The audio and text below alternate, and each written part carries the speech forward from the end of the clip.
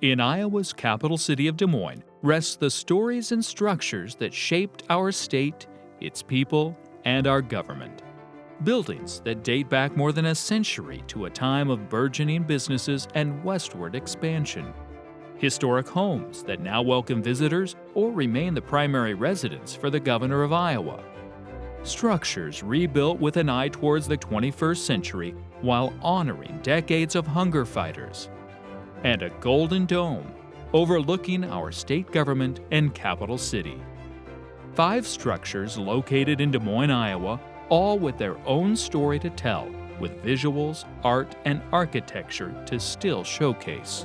Salisbury House, a castle-like mansion harkening back to Shakespearean inspiration in England. Hoyt Sherman Place, a home turned art gallery and entertainment venue with Civil War-era ties. The World Food Prize Hall of Laureates, a former city library transformed with 21st century efficiency to honor Dr. Norman Borlaug and future fighters against world hunger. The Terrace Hill Mansion, once home to Iowa's first millionaire and now home to Iowa's governor. And the Iowa State Capitol, an architectural triumph of the late 1800s, still welcoming an annual legislative session and rising above the city skyline.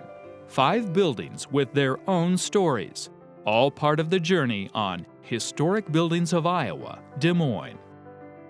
Funding for this program was provided by Friends, the Iowa Public Television Foundation. Generations of families and friends who feel passionate about the programs they watch on Iowa Public Television.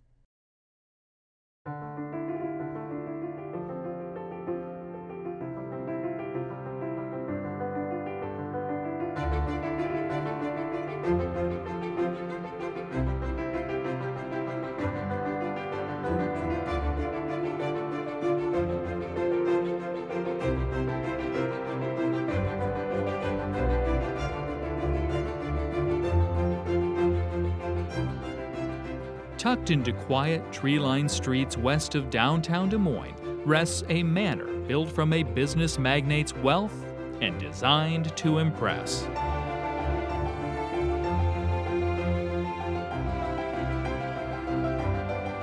Salisbury House was kind of the brainchild of Carl and Edith Weeks. They were both native Iowans. Carl started out as a pharmacist, and then he developed a makeup product, basically one of the first versions of liquid foundation.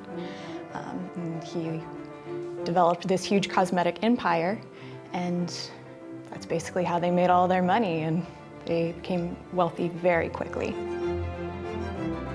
During the time that he and Edith were acquiring their wealth, there was this huge movement to kind of build stately-looking manors that made it look like you had old money instead of coming from new money.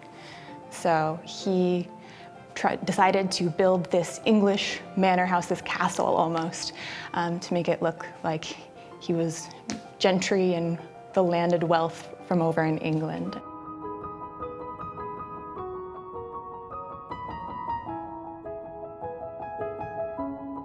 The style of Salisbury House is a combination of 3 historic styles. So it's Tudor, Gothic, and then Carolian, which is James I, Charles I reign. Salisbury House, designed by cosmetics magnate Carl Weeks and his wife Edith, was inspired by the King's House in Salisbury, England, which still rests in the shadow of the famous Salisbury Cathedral. Carl was an Anglophile and had traced his ancestry back to Salisbury, England. That's where his family had immigrated from.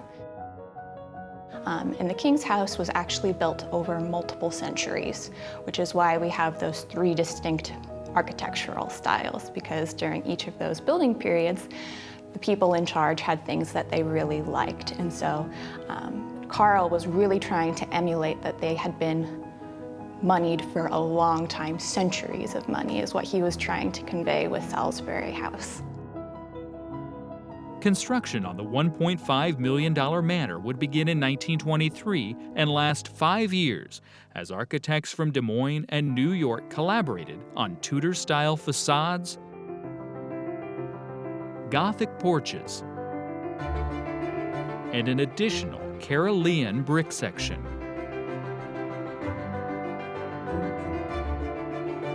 Salisbury House would become a massive estate with 4 floors spanning 22,000 square feet.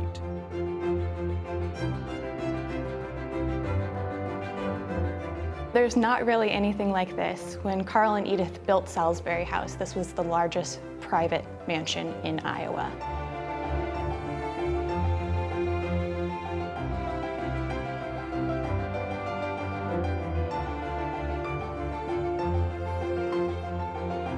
"42 rooms, electricity, running water, indoor plumbing, very modern for the 1920s. The structure originally included 17 bedrooms with an additional 16 bathrooms. The outside grounds included gardens and more than 11 acres of surrounding woodland. The room that we're sitting in right now, the Great Hall, is basically the Gothic style. And so that was kind of, 11th through the 14th century for England. A lot of high peaked arches, large windows as you can see over there, pointed arched doorways, a lot of stone as well. Then the Tudor was kind of around the reign of Henry VIII. He did a lot of building during that time, so it's a lot of brick. It's also a lot of what we call depressed arches, so they are not as pointed as the Gothic arch, a little bit more rectangular, but still with a point. Then the Carolian kind of transfers into more brick as well, but also kind of more of that limestone facade, rectangular arches, rectangular windows. The Weeks family spared no expense in their desire to resemble old European money, as their stately dining hall was built with 16th century English oak paneling and floors, shipped across the Atlantic and then by train from the East Coast. And then a lot of the wood flooring and the wood paneling that we see came from a property called 91 Crane Street in Salisbury, England. And this was a 16th century building. And so there are authentic Tudor wood floors, wood paneling, wood fireplaces that were incorporated into this structure. Many of the roof tiles were handmade, but the west section and cottage were covered with 17th century tile from Lord Nelson's Trafalgar estate in England. Estate construction cost the equivalent of more than $22 million in today's dollars, but Salisbury's other definitive qualities are in the additional $22 million equivalent spent on art, rare books, tapestries, and antiquities. Also, we have one of the most stunning art collections in the United States, I would say. And this is a really unique historic house museum in the fact that we do have so much art and furniture and documentation that is original to the family. The Brothers Labouchere by Sir Thomas Lawrence, our Brussels Brabant tapestry, our Birth of Venus by Joseph Stella, Anthony Van Dyck painting in that room, which is really phenomenal. There's not many in the United States, and we can actually claim that we have one here in Des Moines, Iowa. And then we've got our custom Tudor-looking Steinway piano. That is in the common room, and that is actually a piano that can still be played to this day, and it sounds phenomenal.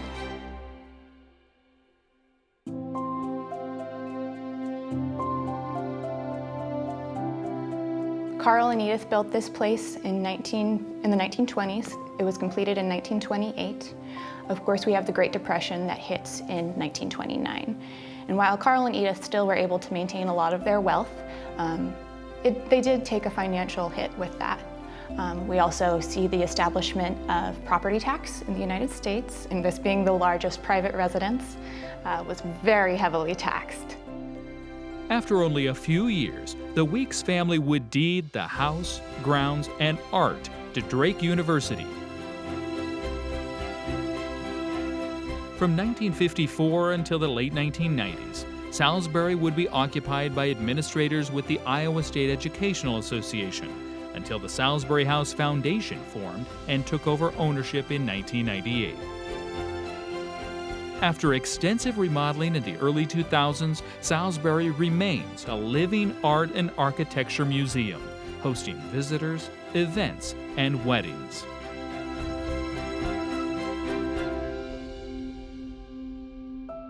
During the holidays, Salisbury House is reinvigorated with color and seasonal charm for wintertime visitors. Salisbury House is really the history of Des Moines and the history of Iowa. So if you're a native Iowan, you should definitely make it a priority to come and see Salisbury House. Salisbury House provides a look back at a dream from the 1920s that dates back even further to an English heritage from centuries ago.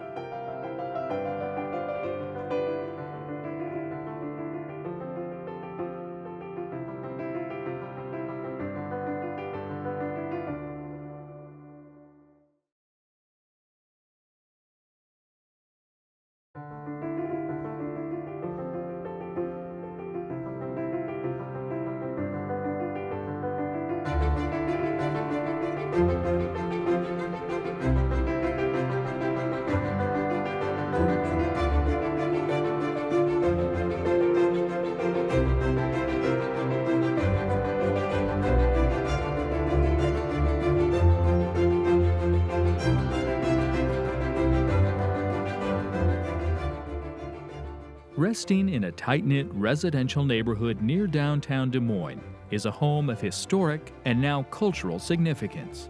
Linked to a Civil War-era family and spending its 21st century existence as part art museum, part entertainment venue. Hoyt Sherman Place, the mansion, was the final home for Major Hoyt Sherman, who came to Des Moines as a young kid, appointed by President Zachary Taylor to open the very first post office when it was still Fort Des Moines. And he stayed and helped the town grow. He was a true founding father, opened up the waterworks, the first schools, in addition to the post office, helped get everything established and set up, and was a principal founding partner for Equitable of Iowa Insurance. So all of that just blossomed as he continued to be very philanthropic. He was a self-taught lawyer. He did land transactions for a lot of the railroads going across the state and became quite wealthy in the process. The Sherman family etched a significant path in American history. Hoyt's father was a judge on the Ohio Supreme Court. His brother, Charles Taylor Sherman, would follow suit as federal judge. Brother John Sherman would become a U.S. Senator from Ohio. And Hoyt's brother, William Tecumseh Sherman, would earn fame as a major general in the Union Army during the Civil War. Hoyt, the youngest Sherman of a family of 11 children, would call Des Moines home for most of his adult life. In 1877, he built this mansion for his family, and in the time that it opened, the Des Moines Register reported it as being a showplace on the grandest scale. So he was rivaling Terrace Hill with this mansion. 27 years after the manor's original construction, Hoyt Sherman would die in 1904, leaving behind one of Iowa's most illustrious homes to his heirs. After a brief 3-year stint as the first home of Des Moines' Mercy Hospital, the location would be transformed. And at that same time, very fortunately, the Des Moines Women's Club was looking for a home, so the heirs gifted Hoyt Sherman Mansion and the 5 acres of property to the city of Des Moines, with one caveat, that it always be called Hoyt Sherman Place. And the city then turned around and did a long-term lease with the Des Moines Women's Club for $1 a year and challenged them to build the very first art gallery, which also served as their auditorium. In this building that was designed 1915 with some of the most perfect acoustics of any theater that I've ever been in or worked in, that in itself is a huge draw for a lot of our artists. From Richard Marks to Lyle Lovett to Peter Frampton, they love the ability to unplug from their amplifier, walk away from the microphone, and sing to the room when it's filled, and the back row can hear them just perfectly.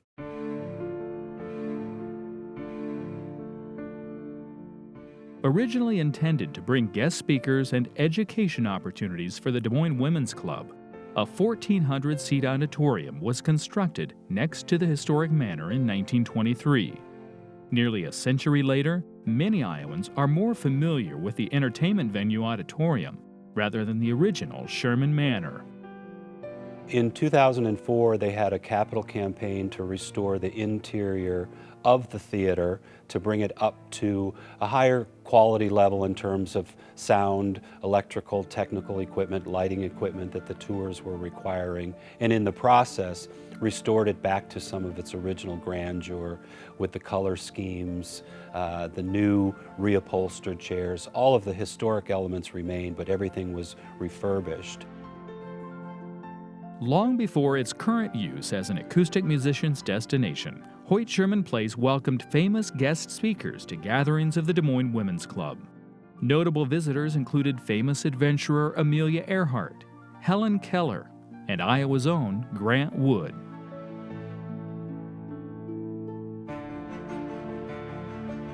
But before the auditorium welcomed visitors, the Des Moines Women's Club set out to house one of Iowa's first public art museums. Their efforts to promote public art still remains a cornerstone of Hoyt Sherman Place.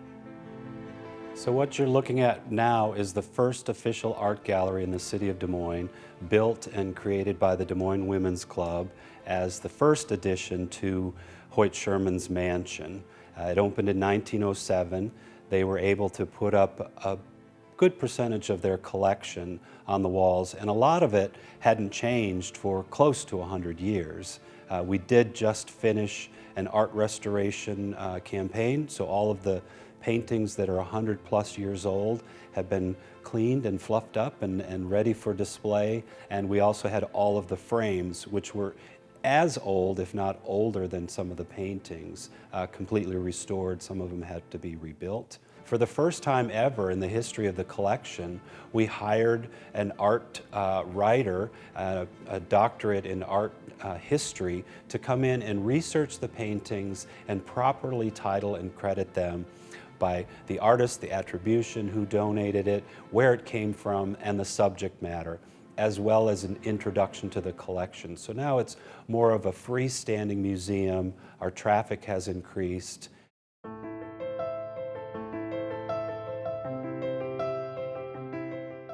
The Raphael copy of Madonna with Child, that just happens to be in a 24-karat gold leaf frame. They don't make them like that anymore. So the collection is definitely a Victorian era. Everything that we have in the entire mansion now either has to be of that period or have been owned by the Sherman family originally. So fast forward to 2016, and tucked away in a storage closet in the theater is our oldest and most valuable Old Masters painting, a 425-year-old painting called Apollo and Venus, painted by Dutch master Otto van Veen, whose claim to fame really is more significant because he was Peter Paul Rubens' instructor. So he taught Paul Rubens all the tricks of the trade and the gifts that we now have from the Rubens collection. But that one has also been restored, permanently installed in our gallery, appraised somewhere between 4 and 17 million. The art museum aspect of Hoyt Sherman Place gives the location a triumvirate of qualities: an historic 1877 mansion of unique stature, an entertainment event space surrounded by art dating back centuries, and the lasting legacy of Des Moines' first public art museum, all located near the heart of Iowa's capital city.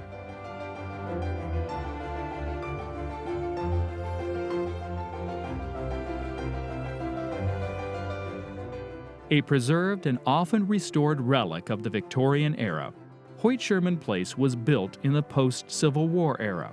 Its scope dramatically expanded in the early 1900s, and its buildings and art were refurbished in the early 2000s.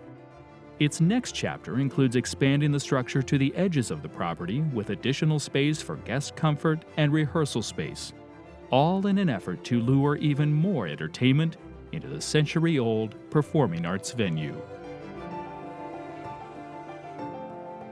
our campaign slogan as we're edging into the 100th anniversary of the theater. It's Hoyt Sherman Place the next 100 years. So it really will be ready for the next 100 years.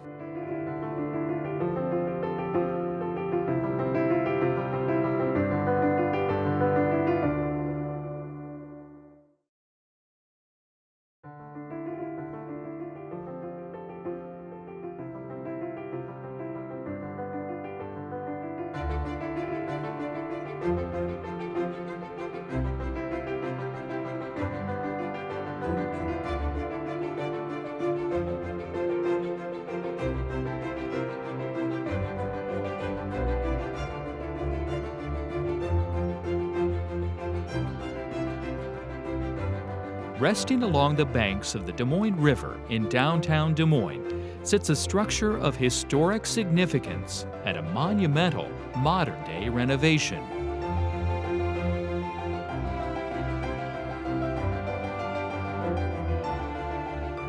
When I came back to assume leadership of the World Food Prize at the end of 1999, I was hired by John Ruan III. And John said to me, you know, I think the public library building, which was a library, make a great home for the World Food Prize. So I was just started, and I had one-person staff. We had a little small office down the hall, and I thought, wow, what can you be thinking about? But he's my boss, I better not say, are you crazy, to him. I came over and looked at it, and I said, oh my gosh, this is genius. What a vision. And I went back and I said, John, the building's crumbling and falling down and in disrepair, but it's spectacular. Let's do this. We will make it an incredible testament, an enduring monument to Norman Borlaug and to your dad, John Ruan Sr., and carry forward the legacy of the World Food Prize. We really can make it the Nobel Prize for Food and Agriculture with a home like this building.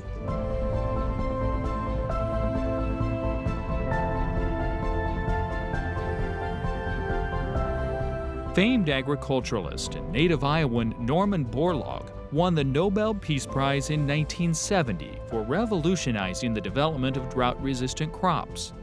He later tried to create a Nobel Prize solely for work in agriculture and reducing world hunger. After the concept was rejected by the Nobel Committee, the World Food Prize was born in Des Moines, Iowa.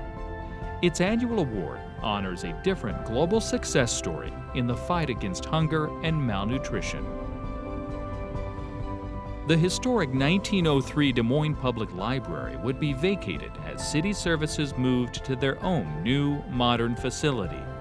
But the World Food Prize leadership would attempt a major modernization of this century-old structure.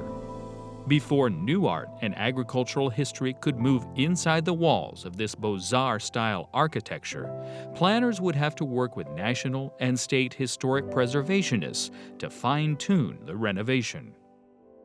We had a report this thick about what we had to preserve, what we had to keep. And the other was, in the midst of doing all that, can you make it energy efficient? So I learned about, well, there's LEED, so you're certified and you can open the door. Then there's LEED silver and gold and then platinum. And it's like unheard of to get to platinum in a 19th century design building on the National Register. The World Food Prize Hall of Laureates added massive solar panels to the roof, dug more than 100 geothermal wells for heating and cooling the structure,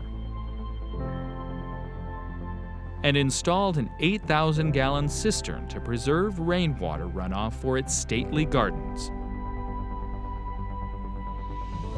These efforts earned the building the highest level of energy efficiency, LEED Platinum certification. And in 2 years, transformed it from this 19th century design, Beaux-Arts masterpiece, which had been the library and cultural center, into a 21st century treasure. So not only is it beautiful, Not only is it historic restoration, but we've made it in this age of climate volatility, we've made it the highest level of energy efficiency and resource conservation possible. And I'm so proud of that. But those achievements are just the beginning of a story woven by former Ambassador Ken Quinn in the footsteps of Norman Borlaug. The history of agriculture in the past 10,000 years is embedded in the building's art and architecture. Soybeans, rice, corn, and wheat adorning the four corners of the World Food Prize main rotunda. Here are four of the main crops which have fed humankind that 10,000 year period. You know, if we had a fifth column, I'd probably put potatoes there, but, and if we were in Idaho, I would have put potatoes there, maybe instead of soybeans, but we're in Iowa. Down at the bottom of each sculpture is the name of the crop written in the language where it started. So with soybeans, it's written in Chinese, Japanese script called kanji. So when President Xi Jinping walked in the building and he looked at it, so he read it's Chinese, he got a big smile.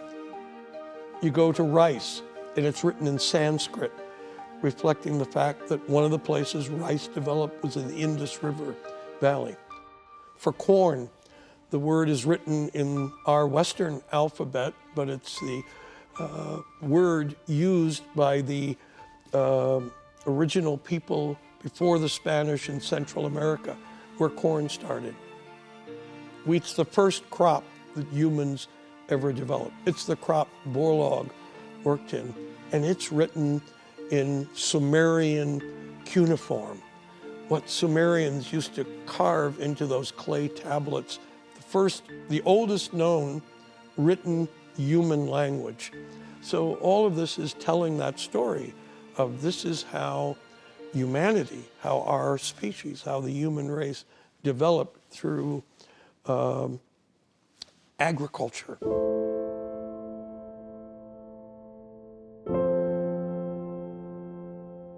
Looming over the rotunda is one of the many original elements at the World Food Prize Hall of Laureates. A stained glass skylight remained during the renovation, as each of the 10,000 individual glass pieces were inspected, cleaned, and if necessary, were repaired or replaced to match the original dome skylight.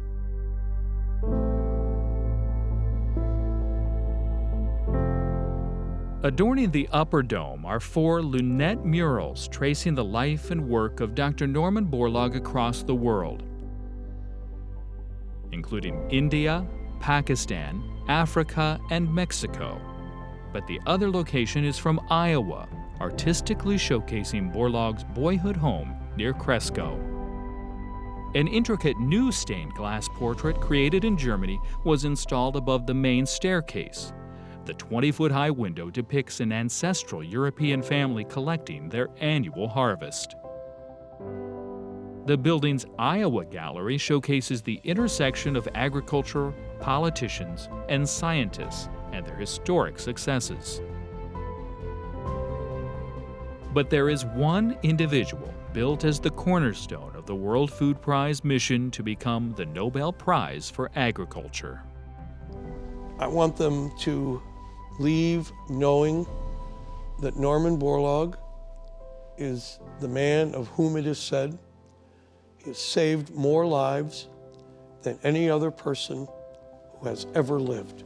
The building will be the inspiration to continue the fight against hunger, eradicate poverty and malnutrition, all the things Norman Borlaug was passionate about. Or it'll be the place where we celebrate having finally eradicated those scourges from the face of the earth.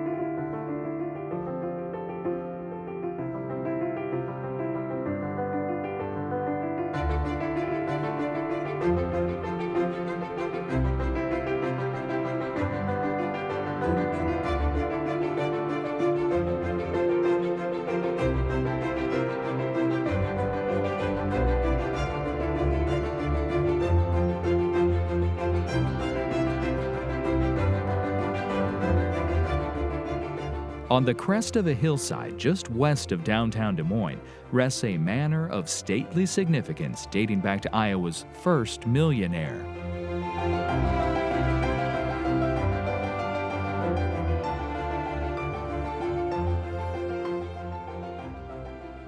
Terrace Hill is the home to Iowa's governor. It is an Iowa treasure. It's a historic home, and it's just fascinating.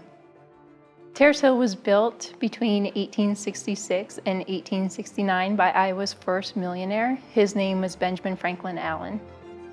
Terrace Hill was designed by William Boynton. He was an architect out of Chicago, and he built Terrace Hill in the Second Empire tradition, which is something we don't see a lot of around here.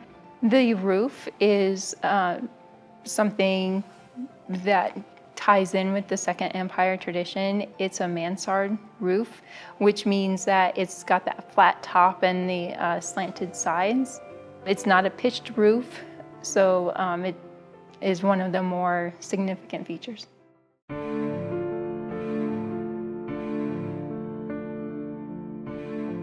And when you think about when Terrace Hill was built, there were not a lot of homes in that design in this area. So when it was built, it was something that caught people's attention.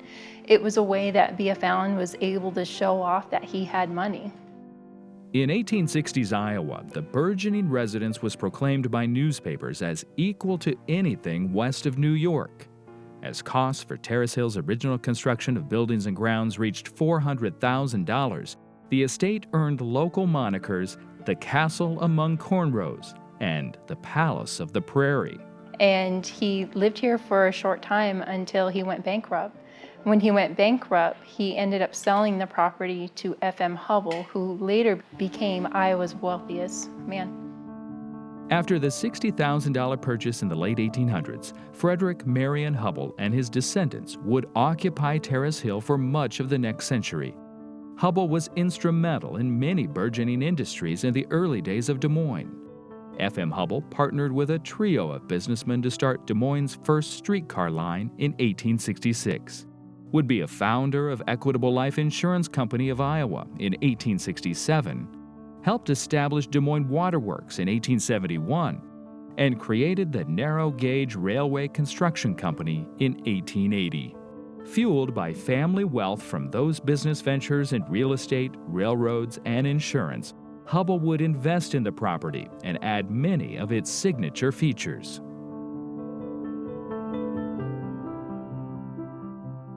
A massive rock crystal chandelier is a focal point in the front drawing room at Terrace Hill.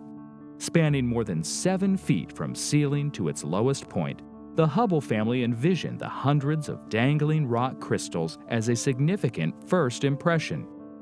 The largest main floor room was known as a gathering place for entertaining visitors, and today the space may be best known for its Christmas-time decorations. Also added by the Hubbell family, this stained glass window resting near the Terrace Hill staircase is 9 feet wide and 13 feet high. The building's southern exposure generates a midday cascade of colored light down the staircase built from Colombian rosewood.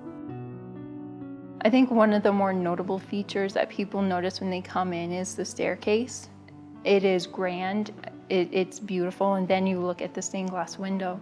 The stained glass window was a feature that F.M. Hubbell added after 1884, and it's just this beautiful stained glass window, lots of different colors, very vibrant. It's been restored twice since the state has had Terrace Hill, and it's our hope that this is the last time we restore it for a while. Terrace Hill would undertake various modernizations in the mid-1920s to move the 18,000 square foot structure to the forefront of 20th century comfort. Improvements included installing an elevator, removing gas lamps for electricity, and digging a signature swimming pool on the Terrace Hill grounds. We have a caribou, an elk, and a moose. They were shot by Frederick Cooper Hubbell. He would have been F.M. Hubbell's oldest son. He went to Alaska in the early 1910s, and while he was there, he shot the caribou, the elk, and the moose. He brought them back, and I wonder what that conversation was like, if he approached his parents and said, would you hang these up in your home, or I'm not sure, but ultimately the Hubbles hung them up, and when the state got the house, they found the animal heads up in the attic. So we sent them off to have them restored by a taxidermist, and now they're in pretty good shape. You wouldn't know that they're over 100 years old. The moose is a crowd favorite. We call him Fred. He's named after F.C. Hubble. And one of my favorite things about Fred is when you come at Christmas time, you might find Fred is decorated and ready for the holidays as well. But newer generations of the Hubble family would eventually decide to vacate the mansion and pass its stately grounds and structures on to the state of Iowa. By the time Iowa would be gifted Terrace Hill in 1971, the century-old structure was in dire need of repair. One of the big focuses that the state had was, let's try to restore the house to look like how it would have looked when the Hubbles lived here. So when people come to Terrace Hill, I tell them, you will not see one particular period represented. It is a series of different time frames. So the decorating in one room is different than it is in another room, just to reflect that different time that the Hubbles lived here. After updating, Terrace Hill would welcome its first governor when the family of Robert Ray would begin occupying the home in 1976. After a 6-year stay, new Governor Terry Branstad would live in Terrace Hill for 16 years. Governor Tom Vilsack for 8 years, Governor Chet Culver for 4 years, before Branstad returned in 2011 for another 6-year stay at Terrace Hill. All leading up to Governor Kim Reynolds beginning her move into the governor's residence in June 2017.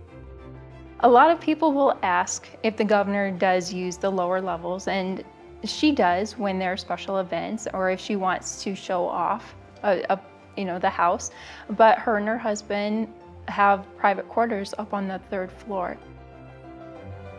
It's a fully functional apartment. It's modern. It does not have the stencil work that you see down here. It doesn't have the fancy woodwork that you'll see throughout the house either. So it's just a very modern and very comfortable apartment. The location of Terrace Hill overlooking Iowa's capital city evokes a sense of grandeur with a story of historic wealth and power. But while this example of Victorian Second Empire architecture serves the dual purpose of the official governor's residence and a national historic landmark, stewards of this property also call it something else, a treasured symbol of our state, cherished by its residents, and now known as Iowa's home.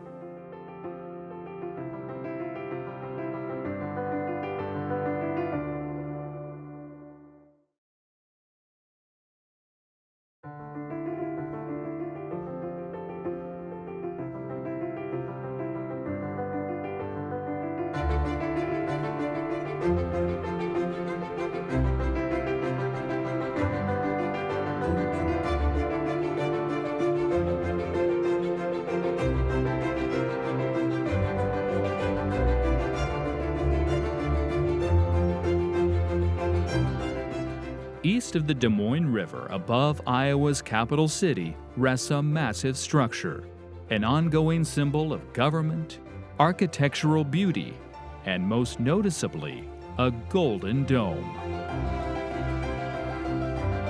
It's gold leaf, so they used real gold. It's 23 karat gold.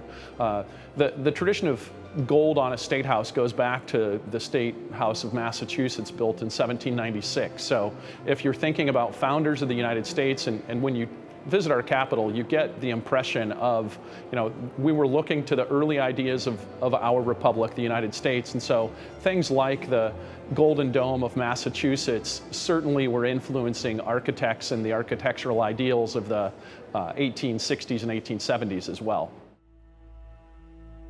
Iowa's first Capitol building was built in the 1840s east of Des Moines in Iowa City.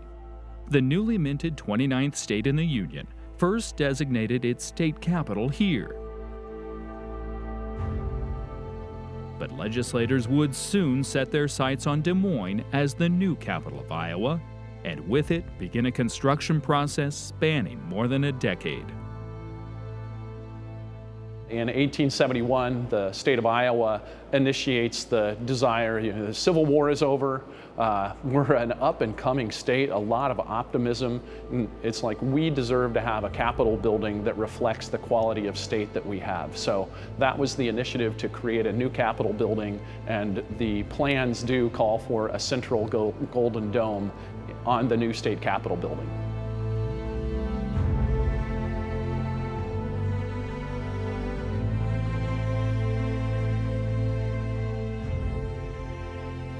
Iowans visiting their state capital in the 21st century bear witness to a unique architectural wonder, a soaring rotunda. Details of gold and art.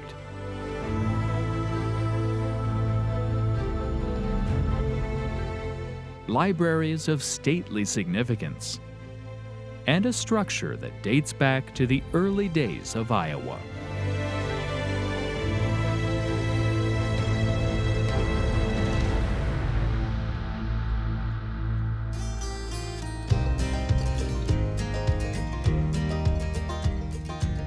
Back in 1871, when the first earth was broken on a hill on Des Moines' east side, the state of Iowa was barely 25 years old, and the nation was only a few years removed from the Civil War. Early construction was a disaster, as most of the foundation stones for the new state capitol absorbed excessive moisture and cracked in the frigid Iowa winter. The massive project's original planners were fired, and their names chiseled from the cornerstone. A new project manager from Iowa City, Roger S. Finkbein, would be hired to restart Iowa's Capitol building. Over the ensuing years, hired hands from Iowa and beyond were tasked with various jobs as they lived in short-term houses and tents below the construction site.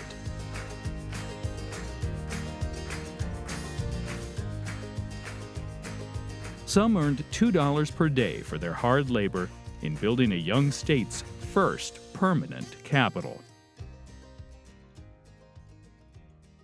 While planners had intended the project to cost no more than $1.5 million, a massive setback in 1904 ballooned the budget.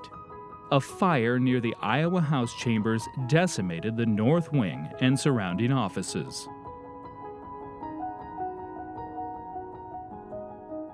By the time interior repairs were completed in 1907, the budget had risen to $3.3 million.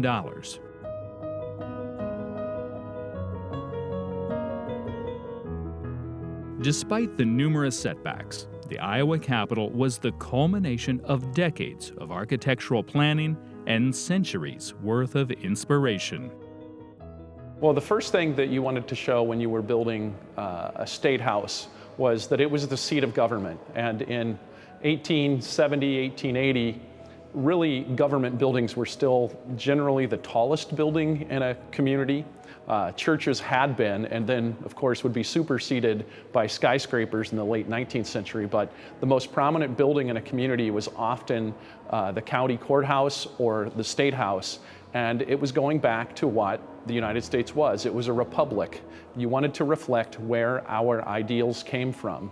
They came from Greek, they came from Rome, so you've got the triangular pediments that a Greek temple would have. You look at the columns too. The columns on the building come out of Greek and Roman architecture, so where our democracy comes from, that's what you're wanting to reflect in the architecture of the outside of the building. And then on the inside and outside, also carrying motifs of ancient Greece, whether it be acanthus leaves or the various egg and dart motifs that are used in the building. Those are features both of classical architecture, but also then more European influence as well. So blending those early democratic ideals with contemporary was one of the things they wanted to do. The resulting exterior of the Iowa Capitol encompasses multiple domes and represents the only 5-dome Capitol in the United States.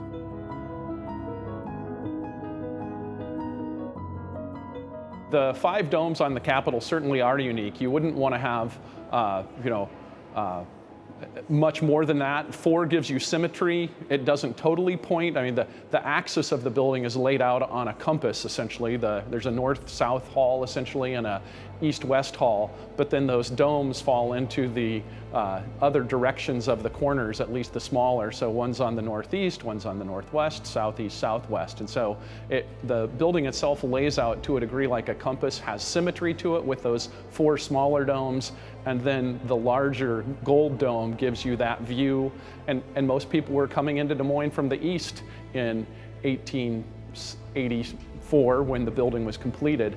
And so if you wanted to be struck by something in Iowa coming into Des Moines, that gold dome on the hill was going to be a striking symbol of the Republic and the state of Iowa. Like much of the structure, the Golden Dome has required significant repairs since the late 1800s. One of the most striking visual overhauls happened 20 years ago, as IPTV cameras were covering the complicated task of reapplying gold to the entire dome.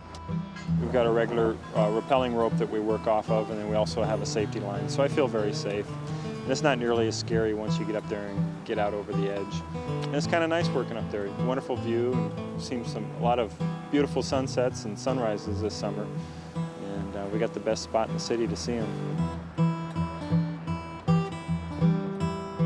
In 1998, gilders stripped off what little gold remained from a layer applied in the 1960s.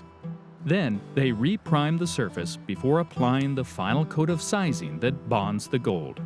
We use what's called patent leaf, which means that the gold is adhered to a piece of tissue paper, and it's specifically done that way so that you can gild in the wind. However, in high winds, the winds will take it right off the paper. The process of ultra-thin gold application was tedious, as high winds often blew up to 30% of the material into the central Iowa air. But when it did adhere to the surface, the late 90s application of gold appears seamless from a distance. The razor-thin gold coating is a mere 1/250,000th of an inch thick. Another factor that we've had to contend with is the stonemasons working below us. They've kicked up a lot of dust from their jackhammers and their saws. So we've kind of had to, on certain days, gild in the wind instead of the backside of the dome, just to avoid getting dust in our size and losing our tack. The re-gilding process of the late 1990s took nearly 18 months to complete. And during the colder winter months, expert craftsmen spent time inside one of the smaller corner domes in temporary workspace. Using the same gold leaf material, they meticulously crafted a braided look to adorn each of the 4 corner domes.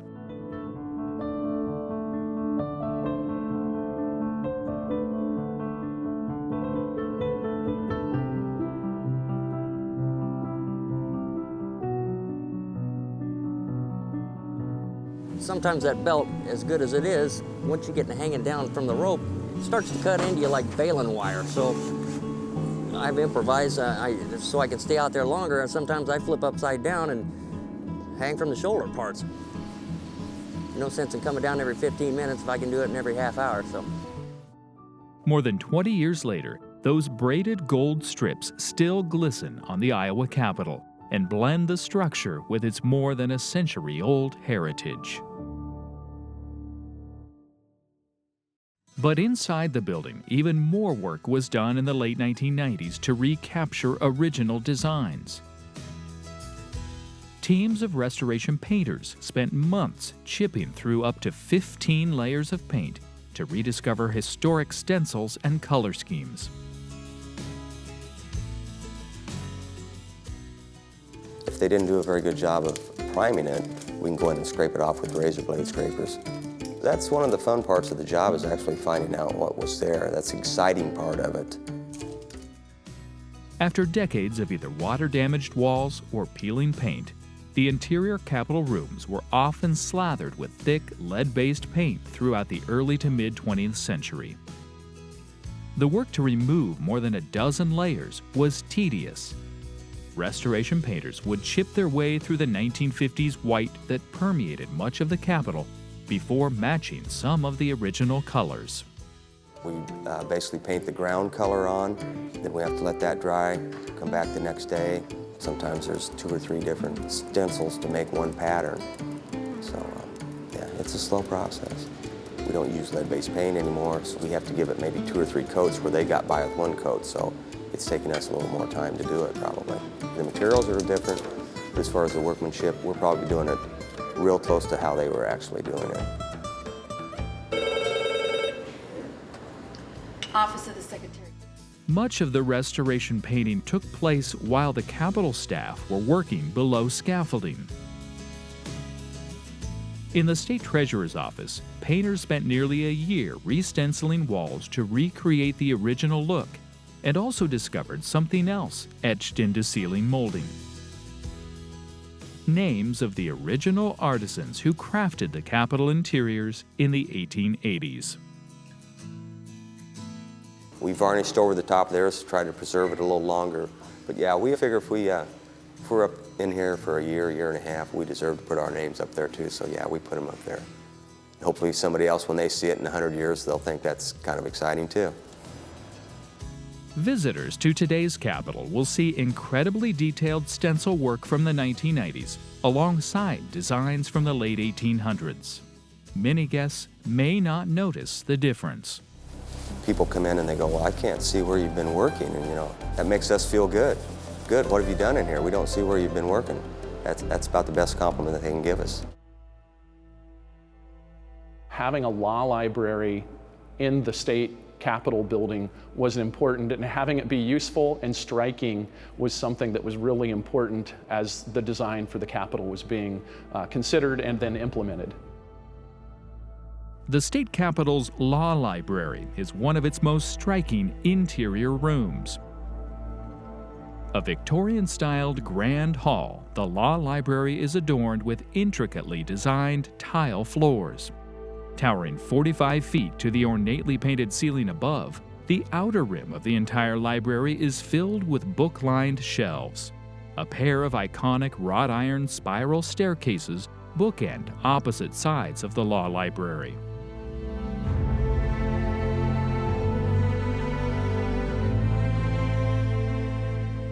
And the space still rests as a functioning library for Iowa's lawmakers, as more than 100,000 volumes of state statutes, case laws, and periodicals fill the quiet but towering space.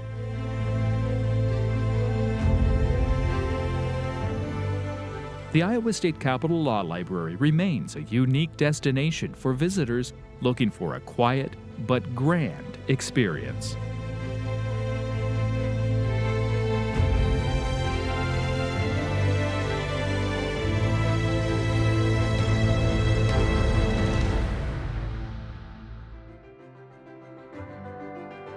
The stunning architecture of the Iowa State House must coincide with the functions of state government.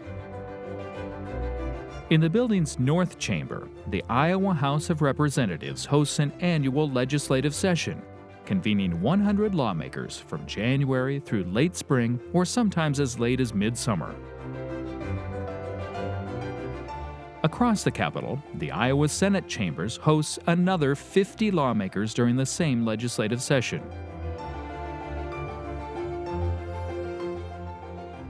And while the Iowa Supreme Court now resides in a separate building nearby, the Iowa Capitol still hosts our governor's formal offices and serves as a central location for laws and government in the state of Iowa.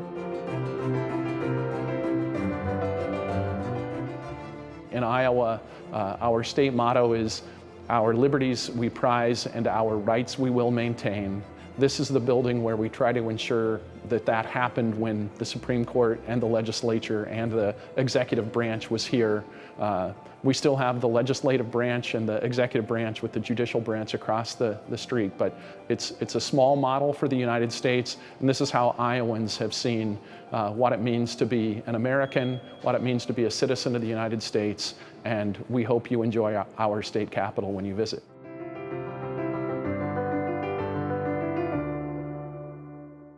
Five structures located in Des Moines, Iowa, all telling their own story with visuals, art, and architecture.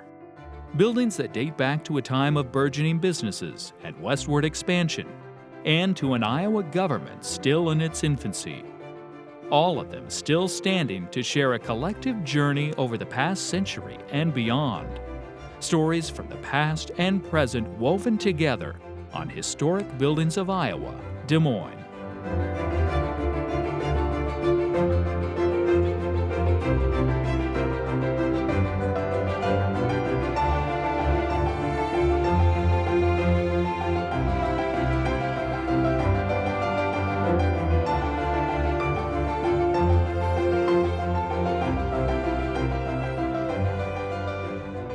Funding for this program was provided by Friends, the Iowa Public Television Foundation.